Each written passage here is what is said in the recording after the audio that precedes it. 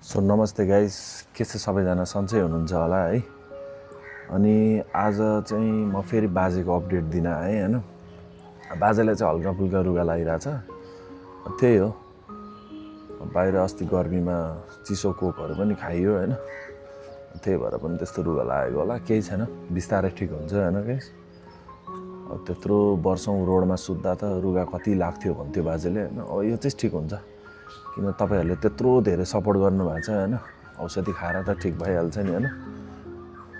ल त्यही हो गाइस, आजको नामहरु सुरु गरौँ हैन। को दाइ दिदी भाइ बहिनीहरुले पठाउनु भएको छ भनेर हैन। जस सुरुमा चाहिँ कुमार थापाले पठाउनु भएको छ 600 रुपैयाँ है। अनि नन्दा माया तामाङजीले चाहिँ 500 रुपैयाँ पठाउनु भएको छ है। अनि पासाङ तामाङजीले 2000 रुपैयाँ पठाउनु भएको छ हैन। अनि प्रतिभा